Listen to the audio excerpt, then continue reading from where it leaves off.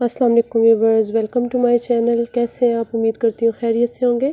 आज की इस वीडियो में मैं आपको जोड़ वाली कैप्री बनाने का तरीका बताऊंगी। अमूमन हमारे जो ट्राउज़र के लिए फैब्रिक आता है उसकी विड्थ जो होती है वो कम होती है और हमें उसमें जोड़ लगाना पड़ता है। और जो बिगनर्स होते हैं वो परेशान होते हैं कि अब कैप्री में जोड़ किस तरह लगाया जाए। तो आज की इस वीडियो में मैं आपको यही बताऊँगी कि कैप्री भी जोड़ वाली बनाई जा सकती है। चलिए शुरू करते हैं। ये मैंने फैब्रिक लिया है। ये ट्राउज़र का जितना फैब्रिक होता है 2.5 मीटर उतना ही है। उसको मैंने इस तरह लेंथ में फ़ोल्ड कर लिया है। ये डबल फ़ोल्ड किया हुआ है मैंने। सबसे पहले लेंथ लेंगे। विड्थ में आपको बता देती हूँ 18 इंचज़ है, जबकि मुझे रेडी 19 इंचज़ चाहिए।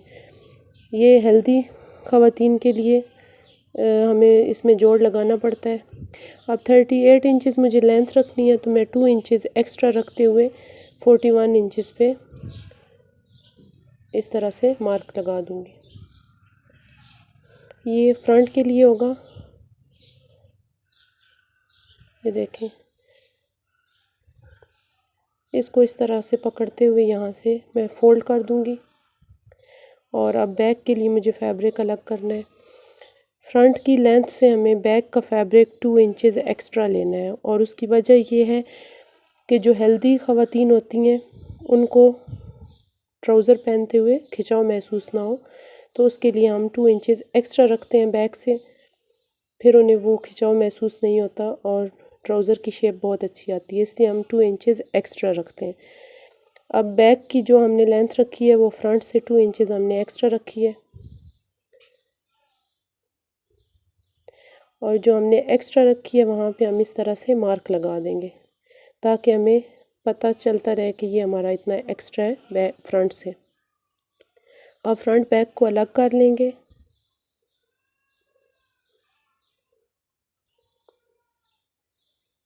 ये इस तरह से हमारे पास फ्रंट बैक के 2 पीसेस आ गए हैं।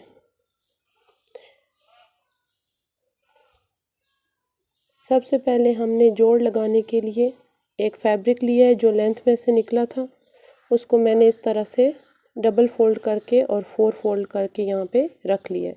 आपको जितना फैब्रिक एक्स्ट्रा रखना हो आप रख सकते हैं।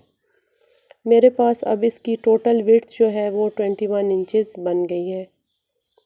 सबसे पहले क्रोच एरिया के लिए निशान लगाएंगे। मुझे क्रोच एरिया 14 जो है वो रेडी चाहिए, तो मैं 16 इंचज़ पे इस तरह से निशान लगा लूँगी। 2 इंचज़ ऊपर से राउंड होल के लिए मैंने एक्स्ट्रा रखा है।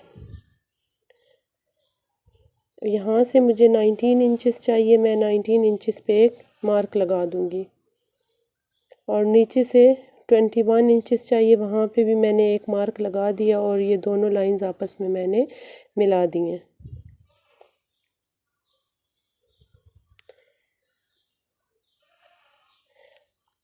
अब नीचे से ये इस साइड से आपने 2 इंचज़ पे मार्क लगाते जाना है। ये क्रोच एरिया के जो ऑपोजिट साइड पे जो खुली जगह है वहाँ पे हमने 2 इंचज़ पे इस तरह से मार्क लगाते जाना है और एक लाइन ड्रॉ करते जाएं आप। और क्रोच एरिया से पहुँचने से पहले आपने इसको 1.5 इंचज़ कर देना है। ये जो गैप है उस 1.5 इंचज़ कर देना है। और क्रोच एरिया तक पहुँचते हुए आपने 1 इंचज़ तक इसको रखना है इस तरह से। ये क्रोच एरिया के बिल्कुल सामने इस तरह से हम लाइन ड्रॉ कर देंगे और यहाँ से बिल्कुल नॉर्मल हल्की सी सिलाई के लिए आपने निशान लगा देना है। ये इस तरह से हमारी इधर से मार्किंग कंप्लीट हो गई है। अब हमने पांचा रखना है। मैं 7 इंचज़ पे निशान लगा रही हूँ, आपको जितना चाहिए आप उतना रख सकते हैं। इस तरह से इस लाइन के पास से हम 7 इंचज़ तक मार्क करते रहेंगे और लंबाई में भी 7 इंचज़ तक मार्क करने के बाद आप अपने बॉडी के हिसाब से इसकी चौड़ाई बढ़ाते जाएं। यानी क्रोच एरिया तक पहुंचते हुए आप अपनी बॉडी की मेजरमेंट के अकॉर्डिंग इसकी चौड़ाई बढ़ाते जाएं। ये जिस तरह से मैं इसकी बढ़ा रही हूँ और इस तरह से क्रोच एरिया तक ले जाएं।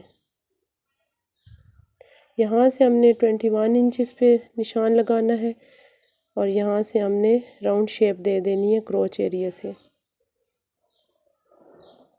और इस लाइन को क्रोच एरिया तक हमने मिला देना है। अब ये जो हमने 2 इंचेस एक्स्ट्रा रखा था वहाँ से हमने एक तिरछी लाइन ड्रॉ करनी है, क्योंकि हमने लेंथ इक्वल रखनी है, सिर्फ क्रोच एरिया से हमने बैक को एक्स्ट्रा रखना है। क्रोच एरिया से हमने बैक को 2 इंचेस एक्स्ट्रा रखना है फ्रंट से, जबकि लेंथ इसकी सेम होगी। वहाँ से हमने कट कर दिया है। अब क्रोच एरिया से भी कटिंग कर दें और यहाँ से जहाँ पे आपने मार्क लगाए हुए हैं वहाँ पे सिलाई की गुंजाइश छोड़ते हुए इस तरह से आप कटिंग करते जाएं।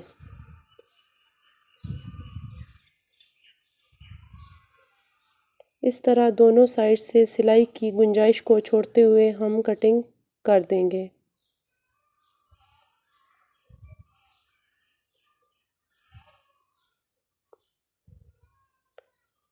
इस तरह से हमारी कटिंग कंप्लीट हो गई है।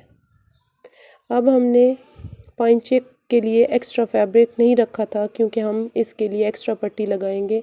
ये मैंने 3 इंचेस चौड़ाई की और लेंथ जितनी आपकी है पांचे की विड्थ जितनी है उतनी रखेंगे और लेंथ मैंने 3 इंचेस रखी है। सबसे पहले जोड़ लगाएंगे। फ्रंट के जो पीस थे जोड़ वाले उनको फ्रंट के दोनों पीस के साथ जोड़ेंगे और जो बैक के 2 पीस थे वो बैक के साथ इस तरह से जॉइन कर देंगे।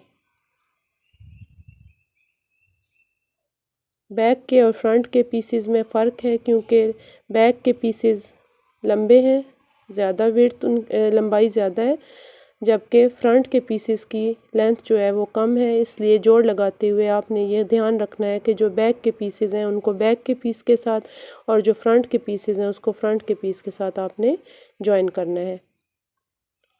उसके बाद फ्रंट के दोनों पीस जो क्रोच एरिया है या जिसको आसन बोलते हैं उसको दोनों को आपस में इस तरह से आपने जॉइन कर देना है। फ्रंट के दोनों पीस को फ्रंट के साथ और बैक के दोनों पीस को बैक के साथ आपने जॉइन करना है।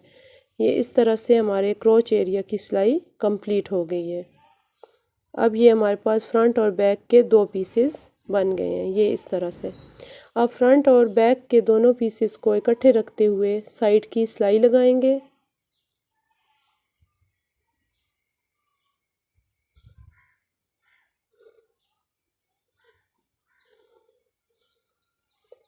इस तरह से हमने दोनों साइड पे सिलाई लगा ली है। फ्रंट और बैक के दोनों पीसेस को इकट्ठे रखते हुए हमने दोनों साइड पे सिलाई लगा ली है। अब हम राउंड होल जो हमने एक्स्ट्रा रखा था 2 इंचेस उसको मोड़ते हुए इस तरह से इस पे सिलाई लगा लेंगे।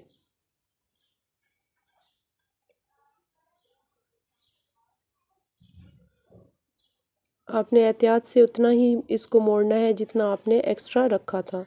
उसके बाद जो हमने पांचे के लिए एक्स्ट्रा पट्टी ली थी उसको इस तरह रखते हुए फ्रंट पे रखते हुए सिलाई कर देंगे और इसको अंदर की तरफ मोड़ देंगे और फिर दरमियान की सिलाई लगा देंगे। इस तरह से हमारा कैपरी जो है वो रेडी हो गई है। देखें कितने आसान तरीके से हमारी ये जोड़ वाली कैपरी तैयार हो गई है। उम्मीद करती हूँ आपको आज की वीडियो अच्छी लगी होगी। अगर अच्छी लगी हो लाइक करें, शेयर करें और मेरे चैनल को सब्सक्राइब करना मत भूलें। अल्लाह हाफिज़।